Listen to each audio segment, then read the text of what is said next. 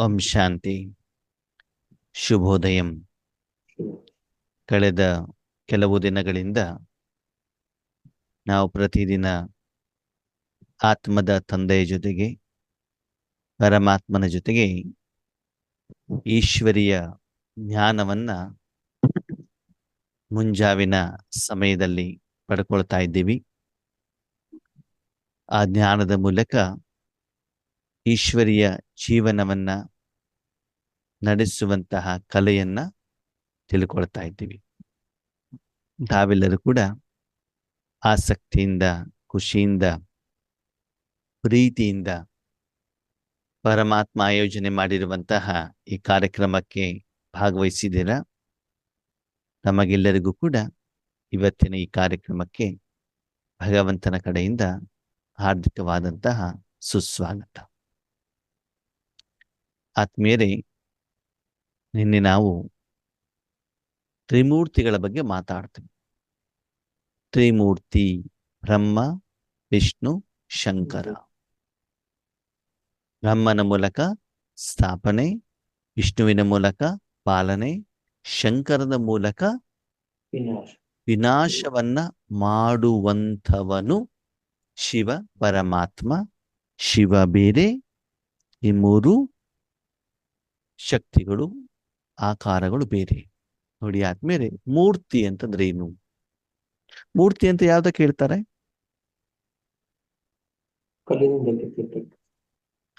ಕಲ್ಲಿಂದು ಇರಬಹುದು, ಕಟ್ಟಿಗೆದು ಇರಬಹುದು, ಲೋಹದ್ದು ಇರಬಹುದು ಅಲ್ವಾ? ಓಕೆ, ನಾವು ಕಲ್ಲಿನ ಬಗ್ಗೆನೇ ತೆಗೆದುಕೊಳ್ಳೋಣ. ಮೂರ್ತಿ ಅಂತಂದ್ರೆ ಏನು? ವಿಗ್ರಹ. ವಿಗ್ರಹ. ಮತ್ತೆ ಮೂರ್ತಿ ಹೇಗಾಗತ್ತೆ? ಮೂರ್ತಿ ಹೇಗೆ ರೆಡಿ ಆಗುತ್ತೆ? ಇದು ಆಕಾರ ಮಾಡೋದಕ್ಕೆ ಕೆತ್ತನೆ ಮಾಡೋದ್ರಿಂದ ಒಂದು ಆಕಾರ ಸಿಗುತ್ತೆ. ಓಕೆ, ನೋಡೋಣ ನಾವು ಮೂರ್ತಿ ಹೇಗಾಗತ್ತೆ ಅಂತ. ಮೂರ್ತಿ ಮೂಲ ಸ್ವರೂಪ ಏನು? ಮೂಲವಾಗಿ ಮೂರ್ತಿ ಏನಾಗಿರ್ತದೆ? ಆಕಾರವಿರುವುದಿಲ್ಲ. ಒಂದು ಬೆಟ್ಟದಲ್ಲಿರುವಂತ ಕಲ್ಲು, ಮೂಲದಲ್ಲಿ, ಆರಂಭದಲ್ಲಿ ಒಂದು ಗುಡ್ಡಗಾಡಿನಲ್ಲಿ, ಅರಣ್ಯದಲ್ಲಿ ಒಂದು ಕಲ್ಲಿನ ರೂಪದಲ್ಲಿ ಅದಿರ್ತದೆ. ಹೌದಾ? ಅದರ ಮೇಲೆ ಧೂಳು, ಕಸ, ಮಣ್ಣು ಎಲ್ಲ ತುಂಬಿಕೊಂಡಿರ್ತದೆ. ಹೌದಲ್ವೋ? ಸರಿ. ಅಲ್ಲಿ ಜನ ಹೋಗ್ಬಿಟ್ಟು ಆ ಕಲ್ಲನ್ನ ಎತ್ಕೊಂಡು ಬರ್ತಾರೆ. ಕಲ್ಲು ಬರುತ್ತೋ ಜನ ಎತ್ಕೊಂಡು ಬರ್ತಾರೋ? ಜನ ಎತ್ಕೊಂಡು ಬರ್ತಾರೆ. ತಂದ್ಬಿಟ್ಟು ಎಲ್ಲಿಡ್ತಾರೆ ಅದನ್ನ? ದೇವಸ್ಥಾನದ ಆವರಣದಲ್ಲಿ ಮೂರ್ತಿ ಕೆತ್ತುವಂತ ಸ್ಥಳದಲ್ಲಿ ಒಯ್ದುಬಿಟ್ಟು ಇಡ್ತಾರೆ. ಸರಿ. ಇಟ್ಟ ಮೇಲೆ ಆ ಮೂರ್ತಿಯನ್ನ ಕೆತ್ತುವಂತ ಶಿಲ್ಪಿ ಏನ್ ಮಾಡ್ತಾರೆ? ತನ್ನ ಒಂದು ವಿಶೇಷತೆಯ ಕಾರಣದಿಂದ ತನಗೆ ಬೇಕಾಗಿರುವಂತ ವಿಗ್ರಹವನ್ನ, ಆಕಾರವನ್ನ ಏನ್ ಮಾಡ್ತಾರೆ? ರೆಡಿ ಮಾಡ್ತಾರೆ. ಈಗ ಆ ಕಲ್ಲು ಮೂರ್ತಿಯಾಗಿ ರೆಡಿ ಆಗ್ಲಿಕ್ಕೆ ಕಾರಣ ಕಲ್ಲು ಅಥವಾ ಶಿಲ್ಪಿನೋ? ಶಿಲ್ಪಿ. ಓಕೆ, ಮೂರ್ತಿ ರೆಡಿ ಆಯ್ತು. ಮುಂದೆ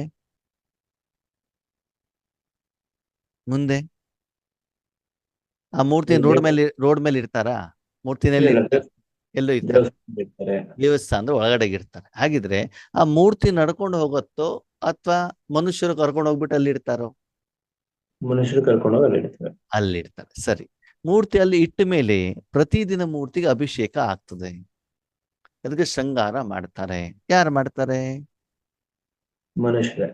ಬ್ರಾಹ್ಮಣರು, ಮನುಷ್ಯರೇ ಮಾಡ್ತಾರೆ. ಸರಿ. ತಮ್ಮ ಸಮಸ್ಯೆಯನ್ನು ಪರಿಹಾರ ಮಾಡ್ಲಿಕ್ಕಂತ ಭಕ್ತರು ಏನ್ ಮಾಡ್ತಾರೆ? ಅಲ್ಲಿ ಹೋಗ್ಬಿಟ್ಟು ತಮ್ಮ ಸಮಸ್ಯೆಗಳನ್ನು ಹೇಳ್ತಾರೆ. ಆವಾಗ ಆ ಭಕ್ತರ ಸಮಸ್ಯೆಗಳು ಕೂಡ ಪೂರ್ಣವಾಗ್ತವೆ. ಎಲ್ಲ ಆಗದಿದ್ರು ಕೆಲವೊಂದು ಆಗ್ತದೆ.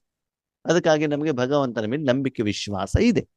ಹಾಗಿದ್ರೆ ಭಕ್ತರ ಕಷ್ಟವನ್ನ ದೂರ ಮಾಡುವಂತ ಶಕ್ತಿ ಆ ಮೂರ್ತಿಗೆ, ಆ ಕಲ್ಲಿಗಿದೆಯಾ? ಇದೆಯಾ? ಕಲ್ಲಿನ ಮೂಲಕ ಪರಮಾತ್ಮ ಮಾಡೋದು. ಯಾರ ಮೂಲಕ?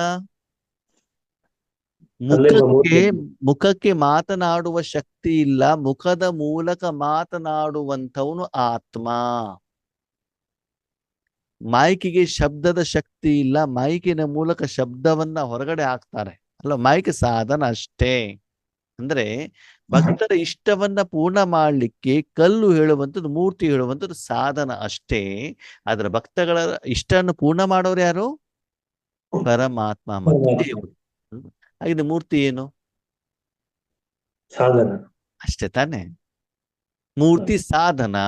ಅದರ ಹಿಂದ್ಗಡೆ ಏನೇನು ಕರ್ಮವನ್ನ ಮಾಡ್ತಾರೋ ಅದಕ್ಕೆ ಬೇರೆ ಒಂದು ಶಕ್ತಿ ಕಾರಣೀಭೂತವಾಗಿದೆ, ಗುಪ್ತವಾಗಿದೆ. ಅದರ ಹಿಂದ್ಗಡೆ ಇನ್ನೊಂದು ಶಕ್ತಿ ಇದೆ, ಅದು ಮುಖ್ಯವಾಗಿರುವಂಥದ್ದು. ಮೂರ್ತಿ ಕೇವಲ ಸಾಧನ ಅಷ್ಟೇ. ಹೌದಲ್ವೋ? ಹಾಗೇನೆ ಇಲ್ಲೂ ಕೂಡ ಭಗವಂತ ಹೇಳ್ತಾ ತ್ರಿಮೂರ್ತಿ. ಈ ತ್ರಿಮೂರ್ತಿಯ ರಚಯಿತ ಶಿವ.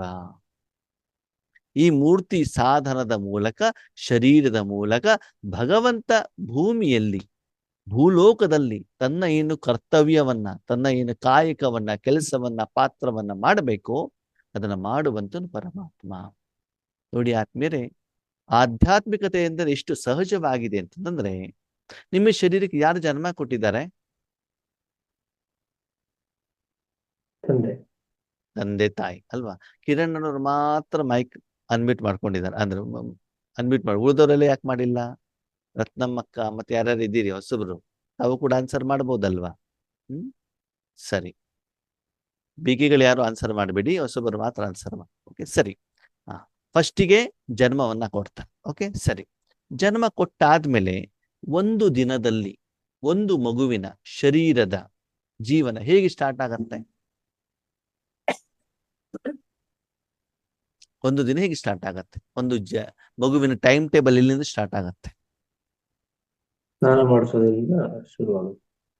ಅದರ ಮೊದಲು ತಾಯಿ ಮಗುವನ್ನು ಏಳಿಸ್ಬೇಕಾಗ್ತದೆ. ಏಳು ಮಗು, ಸ್ಕೂಲಿಗೆ ಲೇಟ್ ಆಯ್ತು, ಬೇಗ ಬೇಗ ಎದ್ದೇಳು ಅಂತ ಏಳಿಸ್ಬೇಕು ಅಲ್ವಾ? ಅಲ್ಲಿಂದ ಸ್ಟಾರ್ಟ್ ಆಗತ್ತೆ ಮಗುಗೆ. ಮೊದ್ಲು ಮಗು ಏಳಿಸ್ಬೇಕು. ಏಳ್ಸಿದ್ಮೇಲೆ ಸ್ನಾನ ಮಾಡಿಸ್. ಸ್ನಾನ ಅಂತ ಮೊದಲನೇ ದಿನದ ಗಲೀಜ್ ಏನಿದೆ, ಕೆಸ ಇದೆ, ಅದನ್ನೆಲ್ಲ ಕ್ಲೀನ್ ಮಾಡ್ಬೇಕು. ಆಮೇಲೆ ಬ್ರೇಕ್ಫಾಸ್ಟ್ ತಿನ್ನಿಸಿ, ಒಳ್ಳೆ ಬಟ್ಟೆ ಹಾಕ್ಸಿ, ಕೈಯಲ್ಲಿ ಟಿಫಿನ್ ಕ್ಯಾರಿಯರ್ ಕೊಟ್ಟು, ನೀರಿನ ಬಾಟ್ಲು ಕೊಟ್ಟು, ಬುಕ್ಕು ಎಲ್ಲ ಕೊಟ್ಬಿಟ್ಟು ವಾಪಸ್ ಬರುವವರೆಗೂ ಕೂಡ ಆ ಶರೀರಕ್ಕೆ ಬೇಕಾಗಿರುವಂತ ಎಲ್ಲ ಪಾಲನೆ, ಪೋಷಣೆ, ಶಕ್ತಿ, ವಸ್ತುಗಳು ಎಲ್ಲವನ್ನ ಕೊಟ್ಬಿಟ್ಟು ಏನ್ ಮಾಡ್ಬೇಕಾಗ್ತದೆ? ಅಮ್ಮ ಮಗುವಿಗೆ ಕಳಿಸ್ಬೇಕಾಗ್ತದೆ. ಯಾವುದಕ್ಕೆ? ಶರೀರ ರೂಪಿ ಸಾಧನಕ್ಕೆ. ಸ್ಪಷ್ಟವಾಗಿ ಕೇಳ್ತಾ ಹೋಗಿ, ಹೌದಾ? ಶರೀರಕ್ಕೆ ಜನ್ಮ ಕೊಟ್ಟಂತಹ ತಂದೆ ಅಥವಾ ತಾಯಿ ಅಥವಾ ಅಣ್ಣ ತಮ್ಮ ಯಾರೇ ಇರಬಹುದು, ಆ ಮಗುವನ್ನ ಶರೀರ ರೂಪಿ ಸಾಧನಕ್ಕೆ ಏನೇನು ಬೇಕು, ಎಚ್ಚರದಿಂದ ಹಿಡಿದು ಸ್ವಚ್ಛತೆಯಿಂದ ಹಿಡಿದು ಆ ಸಮಯದಲ್ಲಿ ಒಂದು ದಿನಕ್ಕೆ ಏನೇನು ಬೇಕು ಅದನ್ನ ಮಾಡಿಕೊಡೋರು ತಾಯಿ ತಾನೇ. ಸರಿ, ನನ್ನ ಮಗು ಚೆನ್ನಾಗಿರ್ಬೇಕು 50 ವರ್ಷ ಅಂತ ಆ ತಾಯಿ ತಂದೆ ಏನ್ ಮಾಡ್ತಾರೆ? ಅವ್ರಿಗೆ ಮನೆ ಕಟ್ಕೊಡ್ತಾರೆ ಅಲ್ವಾ? ನನ್ನ ಮಗು ಸುಂದರವಾಗಿರ್ಲಿ ಅಂತ ತಂದೆ ತಾಯಿ ಏನ್ ಮಾಡ್ತಾರೆ? ರತ್ನಮ್ಮಕ್ಕವ್ರೆ? ಅರ್ಧ ಕೆಜಿ ನೆಕ್ಲೆಸ್ ಕೊಡ್ತಾರೆ. 50,000 ರೂಪಾಯಿ ರೇಷ್ಮೆ ಸೀರೆ ಕೊಡ್ತಾರೆ ಅಲ್ವಾ? ಕಾರ್ ಕೊಡಿಸ್ತಾರೆ ಅಲ್ವಾ? ಅಂದ್ರೆ ಒಂದು ದಿನಕ್ಕೋಸ್ಕರ ಇರುವಂತ ಪಾಲನೆ ಬೇರೆ. ಬಟ್ಟೆನೂ ಕೂಡ ಕೊಡಿಸ್ತಾರೆ. ಬಟ್ಟೆ ಎಷ್ಟು ವರ್ಷ ಇರ್ತದೆ? ಎಷ್ಟು ವರ್ಷ ಇರ್ತದೆ? ಒಂದು 5 ವರ್ಷ ಇರ್ಬೋದು. ಮೊಬೈಲ್ ಕೊಡ್ತಾರೆ, ಎಷ್ಟು ವರ್ಷ ಇರ್ತದೆ? ಒಂದ್ 3-4 ವರ್ಷ ಇರ್ಬೋದು. ಮನೆ ಕೊಡ್ತಾರೆ, ಎಷ್ಟು ವರ್ಷ ಇರ್ತದೆ? 100 ವರ್ಷ ಇರ್ತದೆ. ಹೀಗೆ ತಂದೆ ತಾಯಿಗಳು ಆ ಶರೀರಕ್ಕೆ ಬೇಕಾಗಿರುವಂತ ಬೇರೆ ಬೇರೆ ಸಾಧನವನ್ನ ಏನ್ ಮಾಡ್ತಾ ಹೋಗ್ತಾರೆ? ಆ ಮಗುವಿನ ಆರೋಗ್ಯಕ್ಕೋಸ್ಕರ, ಜೀವನಕ್ಕೋಸ್ಕರ, ಒಳಿತಕ್ಕೋಸ್ಕರ ಕೊಡ್ತಾ ಹೋಗ್ತಾರೆ ಅಲ್ವಾ? ಹಾಗೇನೆ ಆತ್ಮೇಲೆ ಪರಮಾತ್ಮನೂ ಕೂಡ ಆತ್ಮದ ತಂದೆ, ಆತ್ಮನ ತಾಯಿ. ಆ ಪರಮಾತ್ಮನು ಕೂಡ ಪ್ರತಿದಿನ ವರ್ತಮಾನ ಸಮಯದಲ್ಲಿ, ಸಂಗಮಯುಗ ಅಂತ ಹೇಳ್ತಾರೆ, ಯಾವ ಮನುಷ್ಯಾತ್ಮರು ತಮ್ಮ ಮನಬುದ್ಧಿಯನ್ನ ಪರಮಾತ್ಮನ ಮನೆಯಲ್ಲಿ ಹೋಗ್ಬಿಟ್ಟು ವಾಸ ಮಾಡಿಸ್ತಾರೋ, ರಾತ್ರಿ ಮಲಗಬೇಕಾದಾಗ ಆ ಮನೆಯಲ್ಲಿ ಮಲಗಿದಿರುವಂತ ಮಗುವನ್ನ ತಂದೆ ತಾಯಿ ಏಳಿಸ್ತಾರೆ. ನೀವು ಲಾಡ್ಜಲ್ಲಿ ಮಲಗಿದ್ರೆ ನಿಮ್ಗೆ ಅಪ್ಪ ಅಮ್ಮ ಏಳಿಸ್ತಾರೋ ಏಳಿಸಲ್ವೋ? ಇಲ್ಲ ತಾನೆ. ಅಪ್ಪ ಅಮ್ಮ ಏಳಿಸ್ಬೇಕಂತ ಎಲ್ಲಿ ಮಲ್ಕೊಳ್ಬೇಕು? ಯಾವ ಮನೆಯಲ್ಲಿ? ಹಾ, ಅಪ್ಪ ಅಮ್ಮ ಇರುವಂತ ಮನೆಯಲ್ಲಿ ಅಲ್ವಾ? ಹಾಗೆ ನೀವು ಕೂಡ ಏನ್ ಮಾಡ್ಬೇಕು? ಪರಮಧಾಮ, 3 ಲೋಕದಲ್ಲಿ ತೋರಿಸಿದ್ವಲ್ಲ ನಿಮ್ಗೆ ಆ ದಿವಸ. ಎಲ್ಲಾ ಕೆಲಸ ಆದ್ಮೇಲೆ ಮನಸ್ಸು ಬುದ್ಧಿಯಿಂದ ಎಲ್ಲಾ ಜವಾಬ್ದಾರಿಯನ್ನ ಭಗವಂತನಿಗೆ ಒಪ್ಪಿಸಿಬಿಟ್ಟು ಇಲ್ಲಿ ಹೋಗ್ಬಿಟ್ಟು ಮಲ್ಕೊಂಡಿದ್ದಿದ್ರೆ ಬೆಳಿಗ್ಗೆ ನಿಮ್ಮನ್ನ ಯಾರು ಹೇಳಿಸ್ತಾರೆ? ಪರಮಾತ್ಮ ಹೇಳ್ತಾರೆ. ನೀವು ಕೇಳ್ತಿರಲ್ಲ, ಈ BKS 3 ಗಂಟೆಗೆ ಎದ್ಬಿಟ್ಟು ಏನ್ ಮಾಡ್ತಾರೆ? ಈಗ ನಿಮ್ಗೆ 5 ಗಂಟೆ ನಿಮ್ಮ ಎದುರುಗಡೆ ನಾವು ಬಂದಿದೀವಲ್ಲ, 5 ಗಂಟೆ ಬಂದಿರ್ಬೋದು, ಆದ್ರೆ ನಾವ್ ಇದ್ದಿದ್ದು 3 ಗಂಟೆಗೆ. 3 ಗಂಟೆಗೆ ಇಳಿಸಿರೋದು ಯಾರು? ನಮ್ಮಪ್ಪ ಶಿವ. ಇಳಿಸಿಬಿಟ್ಟು ಏನ್ ಮಾಡಿದಾರೆ? ಫಸ್ಟಿಗೆ ಸ್ಥಾಪನೆ, ಗುಡ್ ಮಾರ್ನಿಂಗ್ ಅಂತ ಹೇಳಿ, ಆಮೇಲೆ ಇವತ್ತಿನ ದಿನಕ್ಕೆ ಆತ್ಮಕ್ಕೆ ಬೇಕಾಗಿರುವಂತ ಆಹಾರ ಶಕ್ತಿ ಕೊಡುವಂತ ಮೊದಲು ಸ್ವಚ್ಛ ಮಾಡ್ತಾರೆ. ಏನ್ ಮಾಡ್ತಾರೆ? ಸ್ವಚ್ಛ. ಒಂದು ಜನರೇಟರ್, ಆಮೇಲೆ ಮೊದಲು ಕ್ಲೀನಿಂಗ್. ಶರೀರ ಇಳಿಸಿದ ತಕ್ಷಣ ನಾವೇನ್ ಮಾಡ್ತೀವಿ? ಸ್ವಚ್ಛ ಮಾಡ್ತೀವಿ ತಾನೆ, ಹೊರಗಡೆಯಿಂದ ಒಳಗಡೆಯಿಂದ. ಹಾಗೆ ನಮ್ಮ ಮನಬುದ್ಧಿಯನ್ನು ಪರಮಾತ್ಮನಲ್ಲಿ ಇಟ್ಟಾಗ ಜನ್ಮ ಜನ್ಮಾಂತರದಿಂದ ಮಾಡಿರುವಂತ ಪಾಪ ವಿಕರ್ಮಗಳನ್ನ ಏನ್ ಮಾಡ್ತಾರೆ? ಭಗವಂತ ಸುಡ್ತಾರೆ, ಸ್ವಚ್ಛ ಮಾಡ್ತಾರೆ, ಮತ್ತು ಆ ದಿನಕ್ಕೆ ಬೇಕಾಗಿರುವಂತ ಎಲ್ಲ ಶಕ್ತಿಯನ್ನು ವಿಷ್ಣುವಿನ ರೂಪದಲ್ಲಿ ಕೊಡ್ತಾರೆ. ಈ ಒಂದು ಸಂದರ್ಭದಲ್ಲಿ ಆತ್ಮೀಯರೇ, ಕೇವಲ ಒಂದು ದಿನಕ್ಕ ಅಷ್ಟೇ ಅಲ್ಲ, ಪೂರ್ತಿ ನಮ್ಮ 84 ಜನ್ಮಕ್ಕೆ, 5000 ವರ್ಷಕ್ಕೆ, ಪೂರ್ತಿ ನಮ್ಮ ಜೀವನಕ್ಕೆ, ಒಂದು ಜನ್ಮ ಇರಬಹುದು, ಎಲ್ಲದಕ್ಕೂ ಕೂಡ ಬೇಕಾಗಿರುವಷ್ಟು ಆಸ್ತಿಯನ್ನ ಈ ಪರಮಾತ್ಮ ಕೊಡಬೇಕು ಅಂತಂದ್ರೆ ಅಪ್ಪ ಅಮ್ಮನ ಕೈಲಿ ನಾವು ಪಾಲನೆ ಪಡ್ಕೊಳ್ಬೇಕು, ಪಡ್ಕೊಳ್ಬಾರ್ದು ಅಲ್ವಾ? ಹಾಗಿದ್ರೆ ಒಂದು ದಿನದಲ್ಲಿ ಆತ್ಮೀಯರೇ ಕರ್ಮ ಮಾಡ್ಲಿಕ್ಕೆ ಶರೀರ ಮಾತ್ರ ಬೇಕು, ಆತ್ಮನೂ ಬೇಕು? ಆತ್ಮನೂ ಬೇಕು. ಕರ್ಮ ಮಾಡ್ಲಿಕ್ಕೆ ಬಟ್ಟೆನೂ ಬೇಕಲ್ವಾ? ಹೌದು ಮನೆನೂ ಬೇಕಲ್ವಾ? ಹೌದು. 2 ವೀಲರು ಬೇಕಲ್ವಾ? ಪಾತ್ರೆನೂ ಬೇಕಲ್ವಾ? ಅದೆಲ್ಲವನ್ನ ಮೇಂಟೈನ್ ಮಾಡ್ಬೇಕಲ್ವಾ? ಹಾಗೆ ಈ ಆತ್ಮವನ್ನ ಬೇಕಾಗಿರುವಂತ ಶಕ್ತಿ, ಸ್ವಚ್ಛತೆ, ಪಾಲನೆ, ವಿಶೇಷತೆ, ಗುಣ, ಆಸ್ತಿ ಕೊಡುವಂತವ್ರು ಯಾರು? ಹಾ, ಈಗ ನಾವು ಪರಮಾತ್ಮನ ಜ್ಞಾನವನ್ನ ಪಡೆದುಕೊಂಡು ನಮ್ಮ ಮನಬುದ್ಧಿಯನ್ನ ಪರಮಾತ್ಮನ ಕೈಯಲ್ಲಿ ಕೊಟ್ಟಾಗ ಪರಮಾತ್ಮ ರಾಜಯೋಗದ ಮುಖೇನ, ಅದರ ಮೂಲಕ ಆತ್ಮನಿಗೆ ಈ ರೀತಿ ಟ್ರೀಟ್ಮೆಂಟ್ ಅನ್ನ ಕೊಡ್ತಾರೆ. ಯಾವ ರೀತಿ? ಸ್ಥಾಪನೆ, ವಿನಾಶ, ಪಾಲನೆ. ಮೊದಲು ಇಳಿಸ್ತಾರೆ, ಆಮೇಲೆ ಎಲ್ಲ ಸ್ವಚ್ಛ ಮಾಡ್ತಾರೆ. ಆ ದಿನಕ್ಕೆ ಬೇಕಾಗಿರುವಂತ ಜ್ಞಾನ ಇರ್ಬೋದು, ಶಕ್ತಿ ಇರ್ಬೋದು, ವಿಶೇಷತೆ ಇರ್ಬೋದು, ಗುಣಗಳಿರ್ಬೋದು, ತುಂಬಿಸ್ತಾ ಹೋಗ್ತಾರೆ. ಕೇವಲ ಆ ದಿನಕ್ಕೋಸ್ಕರ ಅಷ್ಟೇ ಅಲ್ಲ, ಏನ್ ಮಾಡ್ತಾ ಹೋಗ್ತಾರೆ ಭಗವಂತ? ತಿಂಗಳು, ವರ್ಷ, ಜನ್ಮ ಜನ್ಮಾಂತರ, ಇಷ್ಟು ಜನ್ಮ ನೀವು ಪರಮಧಾಮದಿಂದ ನಿಮ್ಮ ಮನೆಯಿಂದ ಇಲ್ಲಿಗೆ ಬಂದಿದ್ದೀರಲ್ಲ, ಆರಾಮ ಕೂತ್ಕೊಂಡು ಜೀವನವನ್ನ ಮಾಡ್ಲಿಕ್ಕೆ ಏನೇನು ಬೇಕು ಅದೆಲ್ಲವನ್ನ ಕೊಡ್ತಾರೆ. ತಂದೆ ತಾಯಿಗಳು ಮಕ್ಕಳು ಕಷ್ಟ ಪಡ್ಬೇಕು ಅಂತ ಇಷ್ಟಪಡ್ತಾರೋ, ಆರಾಮಾಗಿರ್ಲಿ ಅಂತ ಇಷ್ಟಪಡ್ತಾರೋ? ಆರಾಮಾಗಿರ್ಬೇಕು ಅಂತ ಅಲ್ವಾ? ತಾವು ಕಷ್ಟಪಟ್ಟು ಪರವಾಗಿಲ್ಲ, ಮಕ್ಕಳು ಆರಾಮಾಗಿರ್ಬೇಕಲ್ವಾ? ಹಾಗೆ ಎಲ್ಲ ಆಸ್ತಿಯನ್ನ ಭಗವಂತ ನಮ್ಗೆ ಕೊಡ್ತಾರೆ. ಆದ್ಮೇಲೆ ಗೊತ್ತಿರ್ಲಿ, ಆ ಆಸ್ತಿಯನ್ನ ಕೊಡುವಂಥದ್ದು ಭಗವಂತ ಒಂದು ಜನ್ಮಕ್ಕೋಸ್ಕರ ಮಾತ್ರ. ಅಂದ್ರೆ ಒಂದು ಜನ್ಮದಲ್ಲಿ ಕೊಡ್ತಾರೆ, ಅದರ ಪ್ರಯೋಜನ ನಿಮ್ಗೆ 84 ಜನ್ಮ ಸಿಗ್ತದೆ. ನಿಮ್ಗೆ ಶರೀರ ಕೊಟ್ಟಿರುವಂತ ತಂದೆ ತಾಯಿ ನಿಮ್ ಜೊತೆಗೆ 5 ವರ್ಷ 10 ವರ್ಷ ಇದ್ರು ಕೂಡ, ಅಪ್ಪ ಅಮ್ಮ ಹೋದ ಮೇಲೂ ಕೂಡ ತಂದೆಯ ಆಸ್ತಿಯನ್ನು ನೀವು ಅನುಭವಿಸ್ಬೋದಲ್ವಾ? ಹಾಗೆ ಈಗ ಭಗವಂತ ಆ ಪಾಠ ನಡೀತಾ ಇದೆ. ಏನ್ ನಡೀತಾ ಇದೆ? ಈಗ ಎಲ್ಲ ಆತ್ಮಗಳಿಗೆ, ಪ್ರಪಂಚದಲ್ಲಿರುವ ಸರ್ವರಿಗೂ ಕೂಡ ಏನ್ ಮಾಡ್ತಾರೆ? ಶಕ್ತಿಯನ್ನ ಕೊಡ್ತಾರೆ. ಆದ್ರೆ ಈ ಭಗವಂತನ ಪ್ರೀತಿಯನ್ನ, ಶಕ್ತಿಯನ್ನ ಅನುಭವ ಮಾಡುವಂತವ್ರು ಎಷ್ಟು ಜನ? ಎಷ್ಟು ಜನ? ಹಿರಣ್ಣನವ್ರಿಗೆ ಗೊತ್ತಾ ಎಷ್ಟು ಜನ ಅಂತ? ಪ್ರಪಂಚದಲ್ಲಿ 850 ಕೋಟಿ ಮನುಷ್ಯಾತ್ಮರಿದ್ದಾಗ ಬರೀ 33 ಕೋಟಿ ಜನ ಮಾತ್ರ ಯಥಾರ್ಥ ಪರಮಾತ್ಮನ ಗುರುತಿಸಿಬಿಟ್ಟು ಪರಮಾತ್ಮನ ಪ್ರೀತಿಯ ಪಾಲನೆಯ ರಕ್ಷಣೆಯನ್ನ ಮಾಡ್ತಾರೆ.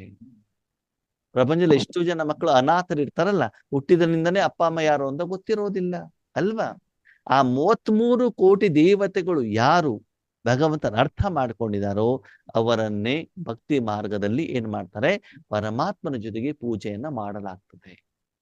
ಹೀಗೆ ಪರಮಾತ್ಮನ ಏನು ಈ ವರ್ತಮಾನ ಸಮಯದ ಕರ್ತವ್ಯವನ್ನ ಇದ್ರ ಒಳಗಡೆಗಿರುವಂತ ಆತ್ಮದ ಜ್ಞಾನ ಇಲ್ಲದೇ ಇರುವಂತ ಕಾರಣದಿಂದ ಯಾವ ಸಾಧನವನ್ನ ಭಗವಂತ ಉಪಯೋಗ ಮಾಡಿದಾರೋ ಆ ಸಾಧನವನ್ನೇ ನಾವೇನ್ ಮಾಡಿದ್ವಿ? ದೇವರು ಅಂತ ತಿಳ್ಕೊಂಡ್ಬಿಟ್ವಿ. ಹೀಗೆ ಹೇಳಿ, ಸಾಧನ ದೇವರು, ಹಿಂದ್ಗಡೆ ಇರೋ ಶಕ್ತಿ ದೇವರು ಅಲ್ವಾ? ಬಲ್ಬ್ ಬೆಳಕು ಕೊಡತ್ತೋ, ಕರೆಂಟ್ ಬೆಳಕು ಕೊಡತ್ತೋ? ಅದು ತಾನೆ. ಎಲ್ಲಿವರೆಗೆ ಆತ್ಮದ ಜ್ಞಾನ ನಮಗೆ ಸ್ಪಷ್ಟವಾಗಿರೋದಿಲ್ವೋ ಅಲ್ಲಿವರೆಗೆ ಇದು ನಮ್ಗೆ ಏನಾಗೋದಿಲ್ಲ, ಗೊತ್ತಾಗೋದಿಲ್ಲ. ಓಕೆ, ನೀವು ಕೆಲವೊಂದು ಪ್ರಶ್ನೆ ಕೇಳ್ತೀರಾ, ಅಲ್ಲ ಅಣ್ಣವ್ರೆ, ಭಕ್ತಿ ಮಾರ್ಗದಲ್ಲಿ ಶಿವ ಮತ್ತು ಶಂಕರ, ಶಿವ ಅಂತ ಇವರಿಗೆ ಹೇಳ್ತಾರಲ್ವಾ, ಹೇಳ್ತಾರ ಹೇಳಲ್ವಾ? ಹಾಗಿದ್ರೆ ಇವರಿಗೂ ಇವ್ರಿಗೂ ಏನು ವ್ಯತ್ಯಾಸ ಅಂತ ನೀವು ಕೇಳ್ಬೋದು ಅಲ್ವಾ? ಇವರಿಗೆ ಶಿವ ಮತ್ತು ಶಂಕರ ಇಬ್ಬರು ಒಂದೇನೋ ಬೇರೆ ಬೇರೆನೋ? ಒಂದೇ. ಒಂದೇ. ದೇವರು ಅಂದ್ರೆ ಯಾರು? ಪರಮಾತ್ಮ. ಓಕೆ, ದೇವರಿಗೆ ಟೆನ್ಷನ್ ಇದೆಯಾ? ಇಲ್ಲ ದೇವರಿಗೆ ಚಿಂತೆ ಇದೆಯಾ? ಇಲ್ಲ ದೇವರಿಗೆ ಸಮಸ್ಯೆ ಇದೆಯಾ? ಇಲ್ಲ ದೇವರಿಗೆ ತೊಂದರೆ ಇದೆಯಾ? ಇಲ್ಲ ತೊಂದರೆ ಯಾರಿಗಿದೆ? ಮನುಷ್ಯ ಮನುಷ್ಯರಿಗೆ. ಓಕೆ, ಸರಿ. ಮನುಷ್ಯರು, ಸಾಧು ಸನ್ಯಾಸಿಗಳು, ಮಠಾಧೀಶರು, ಭಕ್ತರು ತಪಸ್ಸನ್ನ ಮಾಡ್ತಾರೆ. ಯಾಕೆ ಮಾಡ್ತಾರೆ ತಪಸ್ಸು? ನೀವು ಕೇಳಿರ್ಬೋದು, ರಾಜರು, ಬ್ರಾಹ್ಮಣರು, ರಾಕ್ಷಸರು, ಸಾಧು ಸನ್ಯಾಸಿಗಳು ತಪಸ್ಸನ್ನ ಮಾಡಿದ್ರು. ಯಾಕೆ ಮಾಡ್ತಾರೆ ತಪಸ್ಸನ್ನ? ಯಾವುದೋ ಒಂದು ಕಾರ್ಯಕ್ಕೆ ಸಿದ್ಧಿಗೋಸ್ಕರ. ಏನೋ ಒಂದು ಅವರಿಗೆ ಬೇಕು, ಏನೋ ಒಂದು ಶಕ್ತಿ ಬೇಕು, ಏನೋ ಒಂದು ಸಾಧನ ಬೇಕು, ಅದಕ್ಕಾಗಿ ತಪಸ್ಸನ್ನ ಮಾಡ್ತಾರೆ. ಯಾರ ಪ್ರತಿ ಮಾಡ್ತಾರೆ? ಯಾರ ಪ್ರತಿ ತಪಸ್ಸನ್ನ ಮಾಡ್ತಾರೆ ಅವರು? ದೇವರ ಪ್ರತಿ ಮಾಡ್ತಾರೆ ತಾನೆ. ಓಕೆ, ಒಂದು ವೇಳೆ ಅವರೇ ದೇವರಾಗಿದ್ದಿದ್ರೆ ಅವ್ರು ಯಾಕೆ ತಪಸ್ಸನ್ನು ಮಾಡಬೇಕಿತ್ತು? ದೇವರು ಎಲ್ಲರಿಗೂ ಕೊಡುವಂಥವನು. ಓಕೆ, ದೇವರಲ್ಲಿ ಏನೂ ಕೂಡ ಕಡಿಮೆತನ ಇಲ್ಲ. ಒಂದು ವೇಳೆ ಶಂಕರ ದೇವರೇ ಆಗಿದ್ದಿದ್ದರೆ ಅವರು ತಪಸ್ಸನ್ನು ಯಾಕೆ ಮಾಡಬೇಕಿತ್ತು? ಮೊದಲನೇ ಪ್ರಶ್ನೆ. ಶಂಕರ ತಪಸ್ಸು ಮಾಡ್ಬೇಕಾದ್ರೆ ಅವ್ರ ಎದುರುಗಡೆ ಏನಿರ್ತದೆ? ಶಿವಲಿಂಗ ಇರ್ತದೆ. ಏನಿರ್ತದೆ? ಶಿವಲಿಂಗ. ಅಂದ್ರೆ ಯಾರನ್ನ ಕುರಿತು ತಪಸ್ಸು ಮಾಡ್ತಿದ್ದಾರೆ ಅವರು? ಪರಮಾತ್ಮ, ಶಿವನ ಕುರಿತು. ಇಲ್ಲಿ ಆತ್ಮೀಯರು ಏನಾಗಿದೆ, ಶಿವನ ಬಗ್ಗೆ ನಮ್ಗೆ ಯಥಾರ್ಥ ಅರಿವಿಲ್ಲದೆ ಇರುವಂತ ಕಾರಣದಿಂದ ಇವತ್ತಿನ ಸಮಯದಲ್ಲಿ ವಿಶ್ವ ಕಲ್ಯಾಣಕ್ಕೋಸ್ಕರ ಯಾರು ತಪಸ್ಸನ್ನ ಮಾಡ್ತಾ ಇದ್ದಾರೋ ಅವರನ್ನೇ ನಾವು ಶಿವ ಅಂತ ತಿಳ್ಕೊಂಡ್ಬಿಟ್ವಿ. ಉದಾಹರಣೆಗೆ ಇವಾಗ ನಾವು ಯೋಗದಲ್ಲಿ ಕೂತ್ಕೊಂಡಿರ್ತೀವಿ, ಭಗವಂತ ಜೊತೆಗೆ ಮನಸ್ಸು ಬುದ್ಧಿಯನ್ನು ಇಟ್ಕೊಂಡಿರ್ತೀವಿ, ಭಗವಂತನ ಶಕ್ತಿ ನಮ್ಮ ಮೂಲಕ ಪ್ರವಾಹ ಆಗ್ತಾ ಇರ್ತದೆ. ನೀವು ಸೂಕ್ಷ್ಮವಾಗಿ ಕಣ್ಣನ್ನ ಗಮನ ಮಾಡಿದಾಗ, ಗಮನ ಕೊಟ್ಟಾಗ, ಶರೀರವನ್ನ ನೋಡಿದಾಗ ಅವಾಗ ಏನಾಗತ್ತೆ? ಇವರೇ ಯೋಗ ಮಾಡ್ತಿದಾರ ಅಂತ ತಿಳ್ಕೊಂಡ್ಬಿಡ್ತೀರಾ. ಅದರ ಶಕ್ತಿ ಯಾರಿಂದ ಪ್ರವಾಹ ಆಗ್ತಾ ಇರ್ತದೆ? ಪರಮಾತ್ಮನಿಂದ ಪ್ರವಾಹ ಆಗ್ತಾ ಇರ್ತದೆ. ಅದಕ್ಕಾಗಿ ಶಂಕರ ಶರೀರಧಾರಿ, ಇವರು ದೇವತೆ, ದೇವರಲ್ಲ. ದೇವರು ಬೇರೆ, ದೇವತೆ ಬೇರೆ. ದೇವತೆ ಯಾರು? ಶಕ್ತಿಯನ್ನ ಪ್ರವಾಹ ಮಾಡುವಂಥವ್ರು. ದೇವರ ಯಾರು? ಶಕ್ತಿಯನ್ನ ಕೊಡುವಂಥವ್ರು. ಅರ್ಥ ಆಯ್ತಾ? ಹಾಗಿದ್ರೆ ಈ ಶಂಕರ ಯಾರು ಅಂತಂದ್ರೆ ಆತ್ಮೇರೆ, ಶಂಕರನ ಮೂಲಕ ವಿನಾಶ ಅಂತ ಹೇಳ್ತಾರೆ. ಇನ್ನೊಂದು ಹೇಳ್ತಾರೆ, ಶಂಕರನ 3ನೇ ನೇತ್ರ ತೆಗೆದಾಗ ಪ್ರಪಂಚ ಏನಾಯ್ತು? ಭಸ್ಮ ಹೇಳ್ತಾ ಇರ್ತಾನೆ. ಇಲ್ಲಿ 3ನೇ ನೇತ್ರವನ್ನ ತೆಗೆದು ಪ್ರಪಂಚವನ್ನೆಲ್ಲ ಸುಟ್ಟಾಕುವಂತ ಸಂಕಲ್ಪ ಭಗವಂತನಿಗೆ ಬರ್ಲಿಕ್ಕೆ ಸಾಧ್ಯನಾ? ಭಗವಂತ ಸುಡೋ ಕೆಲಸ ಮಾಡ್ತಾರೋ ಸ್ಥಾಪನೆ ಮಾಡೋ ಕೆಲಸ ಮಾಡ್ತಾರೋ? ಸ್ಥಾಪನೆ ಮಾಡಿ ಅಲ್ವಾ? ಅಂದ್ರೆ ತಂದೆ ತಾಯಿ ಯಾವಾಗಲೂ ಒಳ್ಳೆ ಕೆಲಸವನ್ನ ಮಾಡ್ತಾರೆ ಹೊರತು ಸುಡುವ ಕೆಲಸವನ್ನ ಮಾಡೋದಿಲ್ಲ. ಇಲ್ಲಿ ಭಗವಂತ ಏನ್ ಹೇಳ್ತಾರೆ? 3ನೇ ನೇತ್ರ ಅಂತಂದ್ರೆ ಏನು? ಓಕೆ, ನಿಮ್ಗೆಲ್ಲರಿಗೂ ಎಷ್ಟು ಕಣ್ಣಿದೆ? 2 ಪಕ್ಕ 2 ಕಣ್ಣು ಕಾಣತ್ತಾ? ಕಾಣುತ್ತೆ. ಸರಿ. 2 ಕಣ್ಣಿಂದ ಏನ್ ನೋಡ್ತೀರಿ ನೀವು? ಪ್ರಪಂಚವನ್ನ ಎದುರುಗಡೆ ಇರೋದನ್ನ ನೋಡ್ತೀರ. ಸರಿ. ಈಗ ನಿಮ್ಮ ಮನಸ್ಸನ್ನ ಬೆಂಗಳೂರಿನ ರೈಲ್ವೆ ಸ್ಟೇಷನ್ಗೆ ಕಳಿಸ್ಕೊಡಿ. ಎಲ್ಲಿ ಕಳಿಸ್ಕೊಡ್ಬೇಕು? Railway station Bengaluru railway station. ಹೋಗತ್ತೋ ಹೋಗಲ್ವೋ? ರೈಲ್ವೆ ಸ್ಟೇಷನ್ ನೋಡಿದ್ರು ನೋಡಿಲ್ವೋ? ಈಗ ನೀವು ನಿಮ್ಮ ಮನಸ್ಸಿನಿಂದ ಓಕೆ ತಿರುಪತಿ ಕಳಿಸ್ಕೊಡಿ ಅಂತ ತಿಳ್ಕೊಳ್ಳಿ. ನಿಮ್ಮ ಮನಸ್ಸನ್ನ ಎಲ್ಲಿ ಕಳಿಸ್ಬೇಕು? ತಿರುಪತಿ. ಯಾರು ಕಳಿಸ್ಬೋದು? ಯಾರು ಆಲ್ರೆಡಿ ನೋಡ್ಕೊಂಡ್ ಬಂದಿದ್ದಾರೋ ತಿರುಪತಿ ಕಳಿಸ್ಬೋದು. ಓಕೆ, ಕಿರಣ್ ಅಣ್ಣ ನೀವು ನೋಡಿದ್ದೀರಾ ತಿರುಪತಿ? ಈಗ ನಿಮ್ಮ ಮನಸ್ಸನ್ನು ತಿರುಪತಿ ಕಳಿಸ್ಲಿಕ್ಕೆ ಆಗತ್ತಾ? ಆಗುತ್ತೆ. ನೋಡ್ಲಿಕ್ಕೆ ಆಗತ್ತಾ? ಆಗುತ್ತೆ. ಯಾವ ಕಣ್ಣಿಂದ ನೋಡಿದ್ರಿ? ಮನಸ್ಸಿನಿಂದ. ಅವಾಗ ನಿಮ್ಗೆ ಎಷ್ಟು ಕಣ್ಣಿದೆ?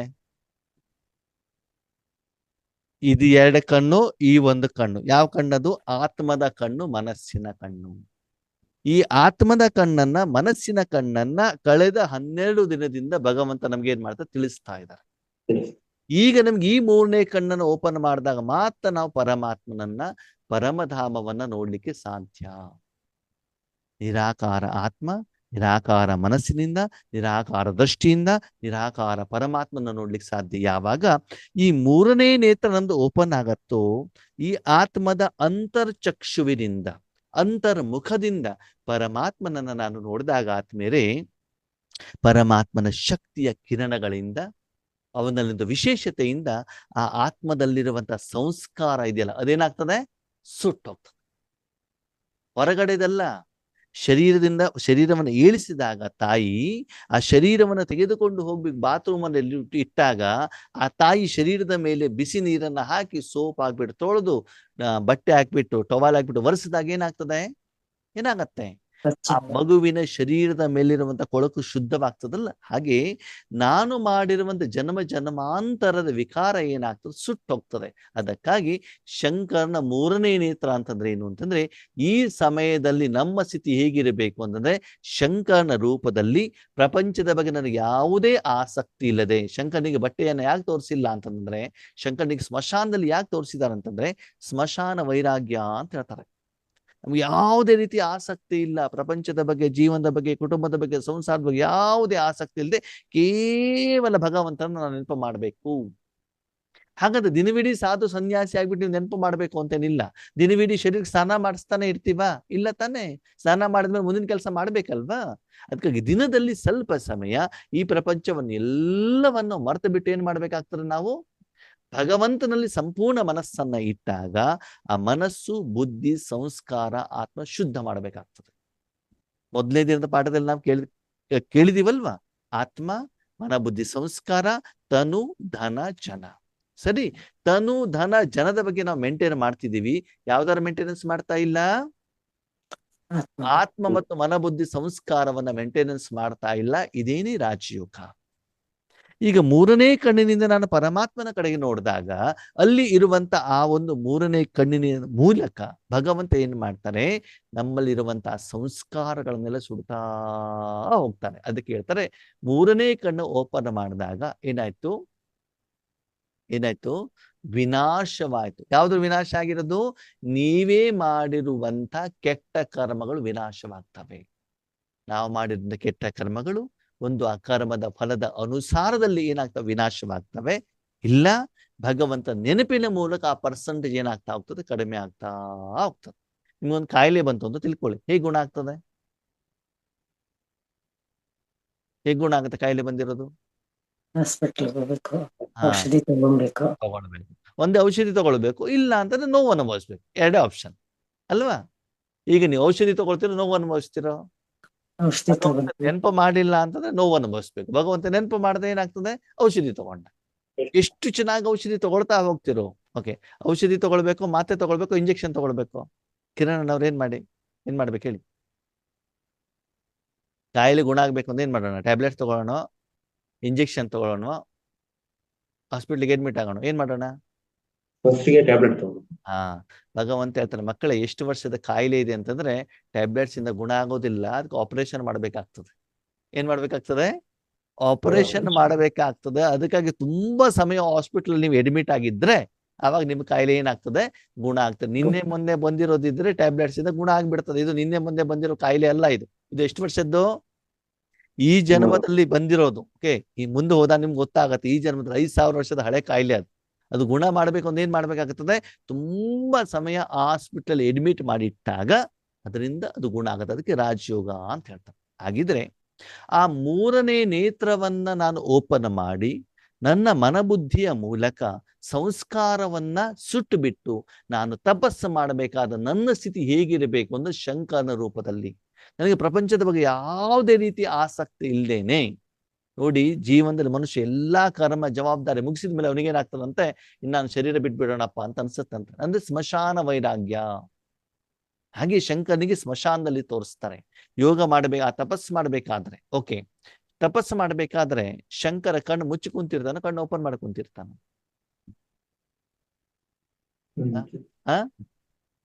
ಕಣ್ಣು ಓಪನ್ ಮಾಡಿ ಕುಂತಿರ್ತಾರಲ್ವಾ? ಅದಕ್ಕಾಗಿ ಭಗವಂತ ಹೇಳ್ತಾರೆ, ರಾಜಯೋಗ ಮಾಡ್ಬೇಕಾದ್ರೆ ಏನ್ ಮಾಡ್ಬೇಕು? ಅರ್ಧ ಕಣ್ಣು ಓಪನ್ ಇರ್ತಾನೆ, ಸರಿನಾ? ಆಮೇಲೆ ಮೇಲ್ಗಡೆಗೆ ಏನ್ ತೋರಿಸಿದ್ದಾರೆ? ನೀರು. ಅದು ನೀರು ಯಾವುದು ಅಂದ್ರೆ ಜ್ಞಾನ ಗಂಗೆ. ಭಗವಂತ ಏನು ಜ್ಞಾನವನ್ನ ಹೇಳ್ತಾ ಇದ್ದಾರೋ ಆ ಜ್ಞಾನ ಮನಸ್ಸಿನಲ್ಲಿ ಚಿಂತನೆ, ಮನನ, ವಿಚಾರ ಸಾಗರ ಮಂಥನವನ್ನು ಮಾಡ್ತಾ ಅದರ ಆಧಾರದಲ್ಲಿ ನೀನೇನ್ ಮಾಡ್ಬೇಕಾಗ್ತದೆ? ತಪಸ್ಸನ್ನ ಮಾಡಬೇಕಾಗ್ತದೆ. ಓಕೆ, ಈ ರೀತಿ ತಪಸ್ಸನ್ನ ಮಾಡಿದಾಗ ಶಂಕರನ ಕುತ್ತಿಗೆಯಲ್ಲಿ ಏನ್ ತೋರಿಸಿದ್ದಾರೆ? ಹಾವನ್ನ. ಹಾವು ಏನ್ ಮಾಡುತ್ತೆ? ಹಾವೇನ್ ಮಾಡ್ತದೆ? ಕಚ್ಚತ್ತೆ. ಕಚ್ಚದ ಏನಾಗ್ತದೆ? ಅದ್ರಲ್ಲಿ ವಿಷಯ ಇರ್ತದೆ ತಾನೆ. ಹಾಗೆ ಆತ್ಮೀಯ ನಮ್ಮಲ್ಲೂ ಕೂಡ ಕಾಮ, ಕ್ರೋಧ, ಲೋಭ, ಮೋಹ, ಅಹಂಕಾರ ಹೇಳುವಂತ ವಿಷಯ ಇದೆ. ಈ ಕಾರಣದಿಂದಲೇ ನಮ್ಗೆ ಏನಾಗಿದೆ, ಇವತ್ತು ಸಂಕಷ್ಟಗಳು, ಸಮಸ್ಯೆಗಳು, ತೊಂದರೆಗಳು, ವಿಘ್ನಗಳು ಬರ್ತಾ ಇದ್ದಾವೆ. ನಾವು ಇಷ್ಟು ತಪಸ್ಸನ್ನು ಮಾಡ್ತಾ ಮಾಡ್ತಾ ಮಾಡ್ತಾ ಹೋದಾಗ ಆ ವಿಷಪೂರಿತವಾಗಿರುವಂತಹ ವಿಕಾರಗಳು ನಮ್ಮ ಕಂಟ್ರೋಲಲ್ಲಿ ಬರ್ತಾವೆ. ಯಾರ ಕಂಟ್ರೋಲ್ ಬರ್ತದೆ? ನಮ್ಮ ಕಂಟ್ರೋಲ್. ಹಾವಾಡಿಗ ಏನ್ ಮಾಡ್ತಾನೆ? ಹಾವನ್ನ ತನ್ನ ಕಂಟ್ರೋಲ್ ತರ್ತಾನೆ. ಹಾಗೆ ನಾವು ಈ ತಪಸ್ಸನ್ನ ಮಾಡಿದಾಗ, ಪರಮಾತ್ಮನ ಪ್ರತಿ ಮಾಡಿದಾಗ, ನಮ್ಮ ಸೂಕ್ಷ್ಮ ಕರ್ಮೇಂದ್ರಿಯಗಳು, ವಿಕಾರಗಳು ಎಲ್ಲನೂ ಕೂಡ ಏನಾಗ್ತವೆ? ನಮ್ಮ ಕಂಟ್ರೋಲ್ ಅಲ್ಲಿ ಬರ್ತವೆ. ಸೂಕ್ಷ್ಮ ಕರ್ಮೇಂದ್ರಿಯಗಳಿರ್ಲಿ, ಸ್ಥೂಲ ಕರ್ಮೇಂದ್ರಿಯಗಳಿರ್ಲಿ, ತನು ಮನ ಧನ ಎಲ್ಲನೂ ಕೂಡ ನಮ್ಮ ಕಂಟ್ರೋಲ್ ಅಲ್ಲಿ ಬರ್ತದೆ. ವಿಷವು ಇರುವಂತಹ ಸಾಧನಗಳು ಕೂಡ ನಮ್ಮ ಕಂಟ್ರೋಲ್ ಅಲ್ಲಿ ಬರ್ತವೆ. ಅದಕ್ಕೆ ಏನ್ ಮಾಡ್ಬೇಕು? ತಪಸ್ಸನ್ನ ಮಾಡ್ಬೇಕು. ಓಕೆನಾ? ಹಾಗೇನೆ ಇಲ್ಲಿ ಪಕ್ಕದಲ್ಲಿ ತ್ರಿಶೂಲವನ್ನ ತೋರಿಸ್ತಾರೆ. ಯಾರಿಗೆ? ಶಂಕರನ ಪಕ್ಕದಲ್ಲಿ. ಅದೇನು ಅಂತಂದ್ರೆ, ನಿಮ್ಮಲ್ಲಿ ಇರುವಂತ ಮನಬುದ್ಧಿ ಸಂಸ್ಕಾರ ಹೇಳುವಂತ 3 ಸೂಕ್ಷ್ಮ ಕರ್ಮೇಂದ್ರಿಯ ಮೇಲ್ಗಡೆ ಪರಮಾತ್ಮನ ಕಡೆಗಿರಬೇಕು. ಯಾರ ಕಡೆಗಿರಬೇಕು? ಪರಮಾತ್ಮನ. ಪರಮಾತ್ಮನ ಕಡೆಗೆ. ಕೆಳಗಡೆ ಪ್ರಪಂಚದ ಕಡೆಗಲ್ಲ, ಮೇಲ್ಗಡೆ ಪರಮಾತ್ಮನ ಕಡೆಗೆ ನೀನು ಇರಬೇಕಾಗ್ತದೆ.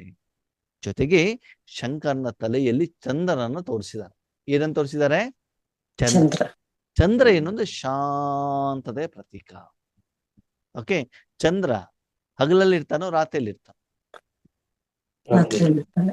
ಹಾಗೆ ಮಕ್ಕಳೇ, ಅಜ್ಞಾನ ಅಂಧಕಾರದ ಸಮಸ್ಯೆಯ ಸುಳಿಯ ರಾತ್ರಿಯಲ್ಲಿ ನೀನು ಚಂದನ ಸಮಾನ ಪ್ರಪಂಚಕ್ಕೆ ಬೆಳಕನ್ನ ಕೊಡ್ತಾ ನಿನ್ನ ಮನಸ್ಸನ್ನಷ್ಟು ಶಾಂತವಾಗಿ ಇಟ್ಟುಕೊಂಡು ಜ್ಞಾನ ಗಂಗೆಯ ಆಧಾರದಲ್ಲಿ ನಿನ್ನ ಮನಬುದ್ಧಿ ಸಂಸ್ಕಾರವನ್ನ ಪರಮಾತ್ಮನಲ್ಲಿ ಇಡೋದರ ಮೂಲಕ ಪ್ರಪಂಚದಲ್ಲಿ ಎಲ್ಲೂ ಯಾವುದ ಕಡೆಗೆ ಆಸಕ್ತಿ ಇಲ್ಲದೇನೆ, ಬಟ್ಟೆ ಹಾಕೊಳ್ಳಿಕ್ಕೆ ಅವನಿಗೆ ಆಸಕ್ತಿ ಇಲ್ಲ. ಓಕೆ, ಶಂಕರನಿಗೆ ನೀಲಿ ಕಲರ್ ಯಾಕೆ ತೋರಿಸಿದಾರೆ ಅಂತಂದ್ರೆ ಆ ಸಮಯದಲ್ಲಿ ಅಷ್ಟು ವಿಷ ತುಂಬ್ಕೊಂಡ್ಬಿಟ್ಟಿದೆ.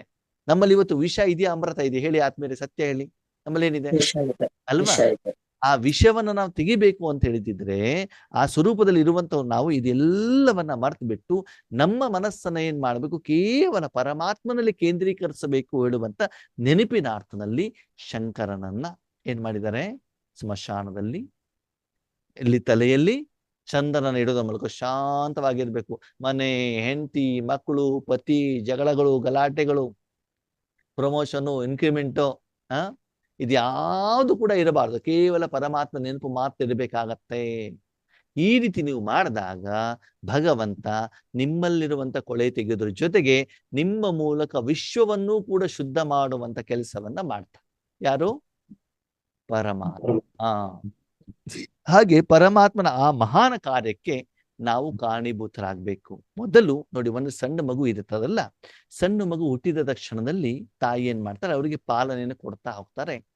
ದೊಡ್ಡವರಾಗ್ತಾ ಹೋದಾಗ, ಮಗು ದೊಡ್ಡವರಾದಾಗ ಆ ಮಗು ಏನ್ ಮಾಡ್ಬೇಕು? ಆ ನಂತರದಲ್ಲಿ ಬರುವಂತಹ ತನ್ನ ಸಹೋದರ ಸಹೋದರಿ ಆತ್ಮಗಳನ್ನ, ಆ ಮಗುವನ್ನ, ಶರೀರವನ್ನ ತಂದೆ ತಾಯಿ ಹೇಗೆ ಪಾಲನೆಯನ್ನ ಕೊಟ್ಟಿದಾರೋ ಹಾಗೆ ಊಟ, ತಿಂಡಿ, ಸ್ನಾನವನ್ನ ಮಾಡಿಸ್ಬೇಕಾಗತ್ತೆ.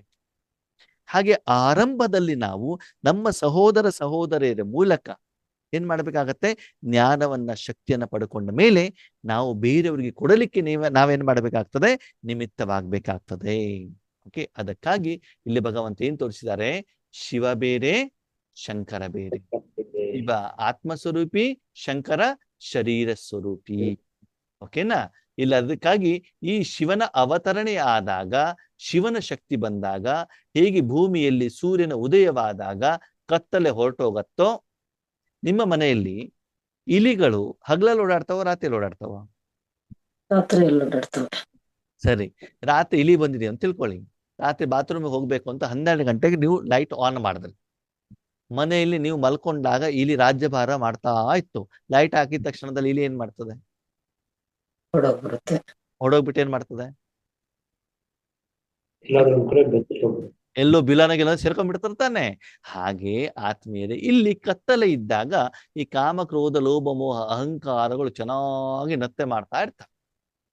ಯಾವಾಗ ನಿಮ್ಮ ಜೀವನದಲ್ಲಿ ಪರಮಾತ್ಮ ಬಂದ್ಬಿಡ್ತಾನೋ ಇವರೆಲ್ಲ ಏನಾಗ್ಬಿಡ್ತಾರೆ? ಓಡೋಗ್ಬಿಡ್ತಾರೆ. ಮನೆಯಲ್ಲಿ ಮಕ್ಕಳ ಶಬ್ದ ಯಾವಾಗ ಜಾಸ್ತಿ ಬರ್ತಾ ಇರ್ತದೆ? ಮನೇಲಿ ಅಪ್ಪ ಇಲ್ದಿದ್ದಾಗ. ಮನೇಲಿ ಅಪ್ಪ ಇಲ್ಲ ಅಂತಂದ್ರೆ ಶಬ್ದ ಜಾಸ್ತಿ. ಅಪ್ಪ ಒಳಗಡೆ ಬಂದ ತಕ್ಷಣ ಮನೆಯೆಲ್ಲ ಶಾಂತವಾಗಿದೆ ಅಂತಂದ್ರೆ ಏನರ್ಥ? ಮನೆಯಲ್ಲಿ ಮನೆಯ ಯಜಮಾನ ಇದ್ದಾನೆ ಅಂತ ಅರ್ಥ. ಹೌದು ತಾನೆ? ಹಾಗೆ ಇಲ್ಲಿ ನಿಮ್ಮ ಜೀವನದಲ್ಲಿ ಪರಮಾತ್ಮ ಯಾವಾಗ ಬರ್ತಾರೋ ಈ ಕಾಮ, ಕ್ರೋಧ, ಲೋಭ, ಮೋಹ, ಅಹಂಕಾರ ಹೊರಟೋಗತ್ತೆ. ಈಗ ನಿಮ್ಮಲ್ಲಿ ವೈರಸ್ ಬ್ಯಾಕ್ಟೀರಿಯಾ ಇದ್ದಾಗ ಕಾಯಿಲೆ ಬರುತ್ತಲ್ವ, ಜ್ವರ ಬರುತ್ತಲ್ವಾ, ಮಾತ್ರೆ ತಗೊಂಡ ತಕ್ಷಣ ಏನಾಗ್ಬಿಡ್ತದೆ? ಕಡಿಮೆ ಆಗ್ಬಿಡುತ್ತೆ. ಕಾಯಿಲೆ ಹೊರಟೋಗುತ್ತೆ. ಹಾಗೆ ಆದ್ಮೇಲೆ ಮನಸ್ಸಿನ ಕಾಯಿಲೆ, ಆತ್ಮನ ಕಾಯಿಲೆಯನ್ನು ಗುಣ ಮಾಡಬೇಕು, ಮಾಡಬಾರ್ದು? ಮಾಡಬೇಕು, ಅಂದ್ಮೇಲೆ ಪರಮಾತ್ಮನ ಟ್ರೀಟ್ಮೆಂಟ್ ತಗೊಳ್ಬೇಕೋ ಬಿಡುವೋ? ತಗೋಬೇಕು. ತಗೊಳ್ಬೇಕು. ನಿಮ್ಮ ಕಾಯಿಲೆ ಜೊತೆಗೆ ನೀವು ಹರಡಿರುವಂತ ಪ್ರಪಂಚದ ಕಾಯಿಲೆಯನ್ನು ನೀವು ಶುದ್ಧ ಮಾಡಬೇಕು ಅಂತಂದ್ರೆ ನೀವು ಶಂಕರನ ರೂಪದಲ್ಲಿ ತಪಸ್ಸನ್ನ ಮಾಡಬೇಕು. ತಪಸ್ಸು ಅಂತಂದ್ರೆ ನಿಮ್ಮ ಮನಸ್ಸು ಬುದ್ಧಿ ಸಂಪೂರ್ಣವಾಗಿ ಯಾರ ಹತ್ರ ಇರಬೇಕು? ಪರಮಾತ್ಮನಲ್ಲಿ ಮಾತ್ರ ಇರೋದಕ್ಕೆ ಇದನ್ನ ಏನ್ ಮಾಡಿದ್ರೆ ಶಂಕರನ ರೂಪದಲ್ಲಿ ತೋರಿಸಿದ್ದಾರೆ. ಅವಾಗ ನಿಮ್ಮ ಮನಸ್ಸು ಶಂಕರನ ಆ ರೂಪದಲ್ಲಿ ಇದ್ದಾಗ ನಿಮ್ಮ ಮೂಲಕ ಶಿವನ ಶಕ್ತಿ ಮಾತ್ರ ಪ್ರವಾಹ ಆಗೋದಕ್ಕೆ ಅವಾಗ ಏನ್ ಮಾಡಿದ್ರು? ಶಿವ ಮತ್ತು ಶಂಕರ ಎರಡು ಒಂದೇ ಅಂತ ಹೇಳ್ಬಿಟ್ರು. ಶಿವಶಂಕರ್ ಯಾಕೆ ಒಂದೇ ಅಂತ ಹೇಳಿದ್ರು ಅರ್ಥ ಆಯ್ತಾ? ಯಾಕಂದ್ರೆ ಅವರ ಮನಸ್ಸಿನಲ್ಲಿ ಬರೀ ಶಿವನ ಬಗ್ಗೆ ಮಾತ್ರ ಕನೆಕ್ಷನ್ ಇರ್ತದೆ, ಅವನ ಶಕ್ತಿ ಮಾತ್ರ ಪ್ರವಾಹ ಆಗ್ತಾ ಇರ್ತದೆ. ಮುಂದೆ ಹೋಗ್ತಾ ಹೋಗ್ತಾ ಹೋಗ್ತಾ ಹೋಗ್ತಾ ನಿಮ್ಮೆಲ್ಲರ ಮೂಲಕ ಭಗವಂತನ ಪ್ರತ್ಯಕ್ಷತೆ ಆಗ್ತದೆ, ಜನರಿಗೆ ಸಾಕ್ಷಾತ್ಕಾರವಾಗ್ತದೆ. ಅವಾಗ ಶಂಕರ ಯಾರಾಗ್ತಾರೆ? ನೀವೇ ಆಗ್ತೀರಾ. ಈಗ ಹೇಳಿ ಆದ್ಮೇಲೆ ನೀವು ಮನುಷ್ಯರಾಗ್ತಿರೋ, ಈ ರೀತಿ ಭಗವಂತನ ಕೈಯಲ್ಲಿ ದೇವತೆ ಆಗ್ಬಿಟ್ಟು ಬ್ರಹ್ಮ ವಿಷ್ಣು ಶಂಕರ ಆಗ್ತಿರೋ? ಬ್ರಹ್ಮ ವಿಷ್ಣು ಶಂಕರ ಆಗ್ತೀರಿ. ಸರಿ, ಕೇಳೋದು ತುಂಬಾ ಸಹಜ, ಸಾಧನೆ ಮಾಡೋದು ತುಂಬಾ ಕಷ್ಟ. ಕಷ್ಟ. ಕೇಳೋದು ತುಂಬಾ ಸಹಜ, ಆಗ್ಬಿಡ್ತೀವಿ. ಚಿಕ್ಕ ಮಕ್ಳು ಏನ್ ಮಾಡ್ತಾರೆ? ನಾವು ಡಾಕ್ಟರ್ ಆಗ್ಬಿಡ್ತೀವಿ, ಇಂಜಿನಿಯರಿಂಗ್ ಆಗ್ಬಿಡ್ತೀವಿ ಅಲ್ವಾ? ಸ್ಕೂಲಲ್ಲಿ ಹೋದಾಗ ಮುಂದೆ ಓದ್ತಾ ಓದ್ತಾ ಹೋದಾಗ ಕಷ್ಟ ಆಗ್ತದೆ, ಡಾಕ್ಟರ್ ಆಗೋದು ಎಷ್ಟು ಕಷ್ಟ ಅಂತ. ಆದರೆ ಮಾಡಬೇಕು ಹೇಳುವಂತ ಇಚ್ಛೆ, ಆಸೆ, ಆಕಾಂಕ್ಷೆ, ಆ ಒಂದು ಪ್ರೀತಿ ಇದ್ದಲ್ಲಿ ಖಂಡಿತವಾಗ್ಲೂ ಭಗವಂತ ನಿಮಗೆ ಸಹಯೋಗ ಕೊಟ್ಟೇ ಕೊಡ್ತಾರೆ. ಅದಕ್ಕಾಗಿ ಸಾಧಾರಣ ಮನುಷ್ಯಾತ್ಮರಿಂದ ದೇವತಾ ಆತ್ಮಗಳನ್ನಾಗಿ ರೆಡಿ ಮಾಡ್ಲಿಕ್ಕೆ ಭಗವಂತನ ಅವತರಣೆ ಆಗಿದೆ. ಸರಿನಾ? ಈ ರೀತಿ ಭಗವಂತ ಏನು ಮಾಡ್ತಾ ಇದ್ದಾರೆ? ಮೊದಲು ತನ್ನ ಮಕ್ಕಳನ್ನ ರೆಡಿ ಮಾಡೋದರ ಮೂಲಕ ಪ್ರಪಂಚವನ್ನ ಪರಿವರ್ತನೆ ಮಾಡ್ತಾ ಇದ್ದಾರೆ. ಹೇಗೆ? ಸ್ವರ್ಗವಾಗಿ ಸತ್ಯುಗವಾಗಿ ಪರಿವರ್ತನೆ ಮಾಡ್ತಾ ಇದ್ದಾರೆ. ಸರಿ, ಓಕೆ. ತ್ರಿಮೂರ್ತಿಗಳ ಬಗ್ಗೆ ಅರ್ಥ ಆಯ್ತಾ? ಕ್ಲಿಯರ್ ಆಯ್ತಾ? ತ್ರಿಮೂರ್ತಿ ಅಂತಂದ್ರೇನು, ಭಗವಂತನ ಮುಖ್ಯ 3 ಕರ್ತವ್ಯ ಏನು ಅಂತ ಗೊತ್ತಾಯ್ತು. ಇವತ್ತು ಕೂಡ ನಿಮ್ಗೆ ಹಿಂದೂ ಧರ್ಮದ ಸ್ಥಾಪಕ ಯಾರು ಅಂತ ಗೊತ್ತಾಗ್ಲಿಲ್ಲ, ಅದನ್ನು ನಾಳೆ ಹೇಳ್ತೀವಿ. ಸರಿನಾ? ಅದು ಹೇಳ್ಬೇಕು ಅಂತ ಬಂದಾಗ ಈ ವಿಷಯ ಹೇಳ್ದೇನೆ ಮುಂದೋದ ಅರ್ಥ ಆಗೋದಿಲ್ಲ ಅಂತ ಬಿಟ್ಟು, ಓಕೆ, ಹೇಳ್ಬೇಕು ಅಂತ ಫಸ್ಟಿಗೆ ಮನಸ್ಸಿನಲ್ಲಿ ಇರುತ್ತದೆ, ಆದರೆ ಅದು ಕಂಪ್ಲೀಟ್ ಮಾಡಬೇಕು ಅಂದ್ರೆ ಇದು ಮಾಡ್ಬೇಕಲ್ವ, ಅದಕ್ಕೆ ಟೈಮ್ ತಗೊಳತ್ತೆ. ಈಗ ನಾನು ಮಾಡ್ಬೇಕು ಅಂದ್ರೆ 5 ನಿಮಿಷ ಕ್ಲೋಸ್ ಮಾಡ್ಬೇಕಾಗತ್ತೆ, ಅವಾಗ ಅದು ಕ್ಲಿಯರ್ ಆಗೋದಿಲ್ಲ. ಓಕೆ, ಅದಕ್ಕಾಗಿ ಅದರ ಉತ್ತರವನ್ನ ನಾಳೆ ಕೊಡೋಣ. ನಾಳೆ ನಿಮ್ಮ ಹತ್ರ ಮತ್ತೆ ಹೋಮ್ವರ್ಕ್ ಅನ್ನ ತಗೊಳ್ಳೋಣ. ಇನ್ನೊಂದು ದಿವಸ ನಿಮಗೆ ಅವಕಾಶ ಇದೆ. ನಮ್ಮ ಧರ್ಮವನ್ನು ಯಾರು ಸ್ಥಾಪನೆ ಮಾಡಿದ್ರು, ಹಿಂದೂ ಧರ್ಮ ಯಾವಾಗ ಸ್ಥಾಪನೆ ಆಯ್ತು ಅಂತ. ಓಕೆ, ಇವತ್ತಿನ ದಿನ ತುಂಬಾ ಚೆನ್ನಾಗಿ ತ್ರಿಮೂರ್ತಿಯ ಬಗ್ಗೆ, ಪರಮಾತ್ಮನ ಕರ್ತವ್ಯದ ಬಗ್ಗೆ ತಿಳಿಸಿರುವಂತ ಭಗವಂತನಿಗೆ ತುಂಬಾ ತುಂಬಾ ಧನ್ಯವಾದಗಳು. ಅದಕ್ಕಾಗಿ ನೋಡಿ, ಮಕ್ಕಳು ರಚನೆ ಮಾಡಿದ್ಯಾರೋ? ತಂದೆ ತಾಯಿಗಳು. ಬಿಲ್ಡಿಂಗ್ ರಚನೆ ರೆಡಿ ಮಾಡಿದ್ಯಾರೋ? ಬಿಲ್ಡಿಂಗ್ ಕಟ್ಟಿದವನು. ತ್ರಿಮೂರ್ತಿ ರಚನೆ, ತ್ರಿಮೂರ್ತಿಯನ್ನು ರಚನೆ ಮಾಡಿದವರು ಯಾರು? ಶಿವ ನಿರಾಕಾರ ಪರಮಾತ್ಮ. ರಚಯಿತ ಯಾರು? ಶಿವ. ರಚನೆ ಯಾರು? ಬ್ರಹ್ಮ ವಿಷ್ಣು ಶಂಕರ. ಈಗ ನಾವು ರಚಯಿತನನ್ನು ಹಿಡ್ಕೊಳ್ಬೇಕು, ರಚನೆಯನ್ನು ಹಿಡ್ಕೊಳ್ಬೇಕು. ಯಾರನ್ನ ಹಿಡ್ಕೊಳ್ಬೇಕು? ರಚನೆ ಮಾಡಿದವರು. ರಚನೆ ಯಾರು ಮಾಡಿದ ಅವರನ್ನ ಹಿಡ್ಕೊಳ್ಳೋಣ. ಓಕೆ, ಮಧ್ಯದವರನ್ನ ಬೇಡ. ಯಾರನ್ನ ಹಿಡ್ಕೊಳ್ಳುವ? ಈಗ ಡೈರೆಕ್ಟ್ ಆಗಿ ರಚಯಿತ ಪರಮಾತ್ಮನೇ ನಮಗೆ ಸಿಕ್ಕಿದ್ದಾರೆ. ಅವರ ಜೊತೆಗೆ ಡೈರೆಕ್ಟ್ ಆಗಿ ವ್ಯವಹಾರ ಮಾಡೋದ್ರ ಮೂಲಕ, ಅವನಿಂದ ಶಕ್ತಿಯನ್ನ ಪಡ್ಕೊಳ್ಳೋದ್ರ ಮೂಲಕ ನಮ್ಮ ಸಮಸ್ಯೆಯನ್ನ ಪರಿಹಾರ ಮಾಡ್ಕೊಳ್ಳೋಣ. ಆದ್ಮೇಲೆ ನಿಮ್ಮ ಜೀವನದಲ್ಲಿ ಎಷ್ಟು ಭಗವಂತ ಬರ್ತಾ ಹೋಗ್ತಾರೋ ಅಷ್ಟು ಜೀವನದಲ್ಲಿ ಪರಿವರ್ತನೆ ಹೇಳೋದು ಕಂಡು ಬರ್ತಾ ಇರುತ್ತೆ. ಹೀಗೆ ಸದಾಕಾಲ ನಿಮ್ಮ ಜೀವನದಲ್ಲಿ ಪರಮಾತ್ಮ ಇರ್ಲಿ, ನಿಮ್ಮ ಜೀವನ ಸುಖಮಯವಾಗಲಿ, ಸಂತೋಷಮಯವಾಗಲಿ. ಓಕೆ, ಹಾಗಂದ್ರೆ ಇವತ್ತು ಕ್ಲಾಸ್ ಮುಗೀತು ಅಂತಲ್ಲ, ಇಲ್ಲಿಗೆ ಕೋರ್ಸ್ ಮುಗೀತು ಅಂತಲ್ಲ, ನಾಳೆಂದು ಕೂಡ ಕೋರ್ಸ್ ಮತ್ತೆ ಮುಂದೆ ಇದೆ. ಓಕೆ, ನೋಡೋಣ ಬಾಬಾ ಎಲ್ಲಿವರೆಗೆ ಭಗವಂತ ಎಷ್ಟು ದಿನಕ್ಕೆ ಮುಗಿಸ್ತಾರೆ ಅಂತ ಬಿಟ್ಟು ನೋಡೋಣ. Okay, thank you. ಓಂ ಶಾಂತಿ.